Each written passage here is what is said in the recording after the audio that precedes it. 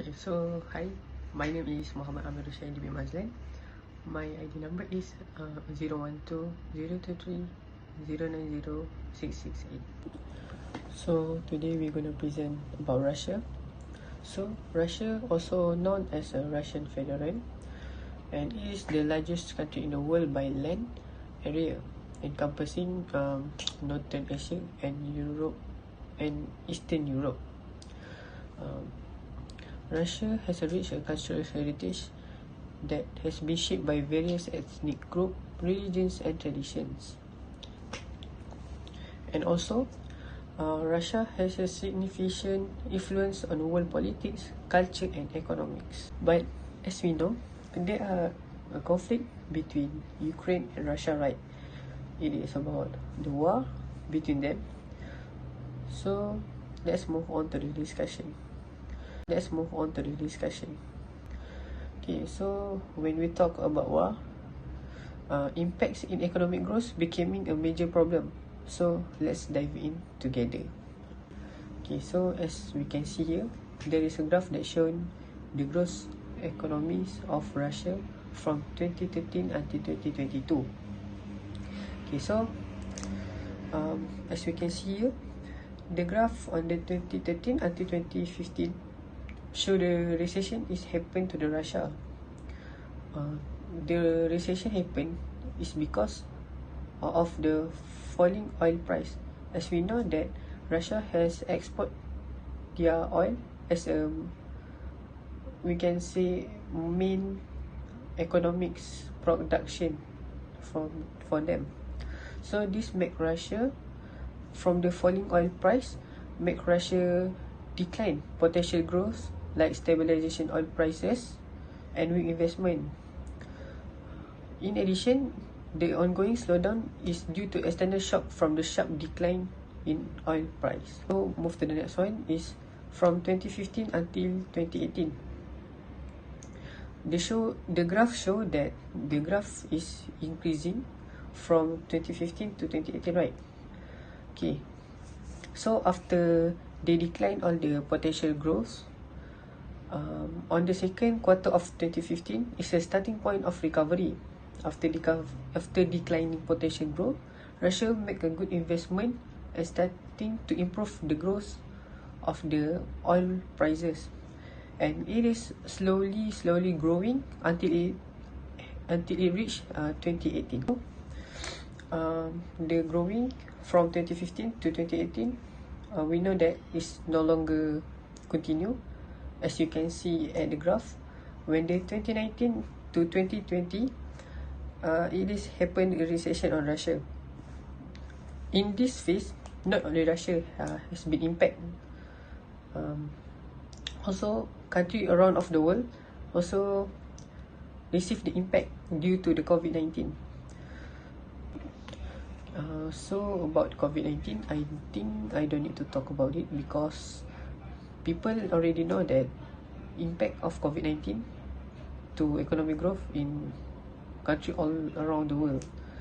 Okay, so let's move to the 20 to 2021. I'm shocked because the graph is increasing really good. As we know, in 2020 to 2021, Russia and Ukraine has declared their war. So if we hear about war, we might expect that the economic growth will decrease, right? But it is happened to Ukraine only, and the Russia economies is grow highly.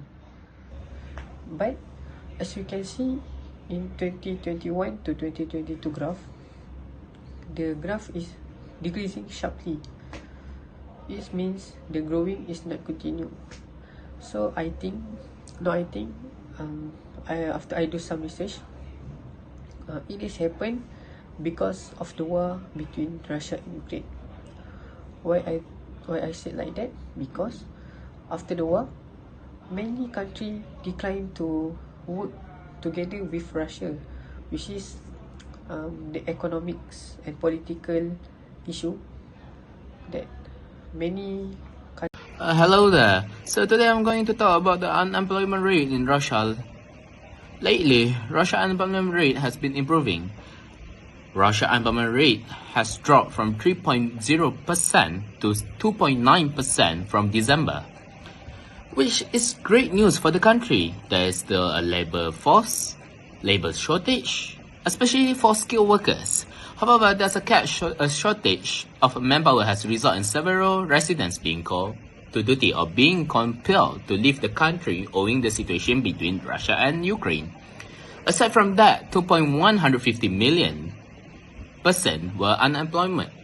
Overall, a drop of over 139,000 from the previous month. The startling development is that the number of officially registered jobless in the world increased slightly from 0.474 million to 0.480 million. It's a bit of mixed bag. Official data show a decline in the overall unemployment rate, but more people are showing up unemployed. When the jobless rate stood at 3.6%, yes, there has been a noticeable improvement in comparison to last year. Back then, things were looking well in terms of jobs.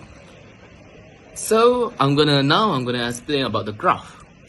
We're gonna look at the graph since 2019 to 2024 this year. So unemployment rate in 2019 is 4.90%. 4.90% is a huge number too for the unemployment rate, and it decreased to 4.70% in 2020. It's a great amount. Then in 2021, it increasing a lot to 4.80%. It increased to 1.1%. Increased a lot since that maybe it's a huge gap because of the war. Not sure, but maybe pretty sure about the war. So since 2021 till 2024, it has been decreasing a lot. 5.80% 2021, 2022 is 4.3%, 2023 is 3.6%, and 2024 is 2.9%. That's a lot, huge gap between that, and that's a very good advantage for the unemployment rate. So that's all from me. Thank you very much. Okay, so I'm Islan. I will explain about inflations in Russia. Alright, so we go to the before pandemic in 2020, which is Russia have steady inflation. For the example is from 2017 to 2019, Russia maintained an average inflation rate of around 4%, indicating a period of relative stability in prices. The point is fluctuation. The overall trend show that inflation remain within manageable level, providing economic predictability. Right. So for the second is Russia have government policies. For the example is the Central Bank of Russia utilize interest rate adjustment and liquidity management tools to stabilize inflation, adhering to its target of around 4%. The point is, through prudent fiscal and monetary measures, the government demonstrated its commitment to maintaining price stability and fostering investor confidence in the economy. So let's move to during and post-pandemic 2020 onwards. Okay, so Russia have sharp increase in inflations. In 2020, Russia experienced a sharp increase in inflation, with annual inflation reaching a 6.1, the highest level in 5 years. This surge was primarily attributed to supply chain disruptions, increased demand for certain goods, and currency depreciations amid the pandemic-induced economic uncertainty. Okay, so for the another one is volatility in consumer prices. Okay, throughout the pandemic and its aftermath, consumer prices in Russia exhibited notable volatility. For example, the prices of essential goods like food and household items fluctuated significantly, due to disruptions in production and distribution chains. This volatility impact household budget, making it challenging for families to predict and manage their expense effectively. So we go to the war. Okay, so we have Russian and Ukraine conflict. So for the first is resource allocations. For the example, during wartime, a significant portion of the nation's resources, such as manpower, raw, raw materials, and machinery, is redirected towards defense productions and military operations. In fact, this division of resources reduces the ability of goods and services in the civilian market, leading to scarcity and driving up prices due to increased demand and reduced supply. Okay, so for another one is impact on standard of living. For the example is high inflation during war leads to a rapid increase in the cost of essential goods and services, including food, fuels, and housing. Okay, so the impact is as prices soar, the purchasing power of the population diminishes, forcing people to allocate more of their income toward basic necessities and reducing their ability to afford non-essential items. This decline in the purchasing power result in a lower standard of living for citizens as they struggle to meet their needs with limited financial resources. Okay, so let's move to the graph. Alright, so from 2030 to 2050, the graph increased because during the Russia-Ukraine war, inflation had a significant impact on Russian economy. Right? Okay, so for the example, increased military spending and disruption to trade could exacerbate inflationary pressure impact the economy. So as the conflict continues, inflation remains stubbornly high. In 2015, it peaked at over 15%, driven by a combination of factors including the devaluations of the ruble and reduced access to international market. Okay, so let's look before 2020. Alright.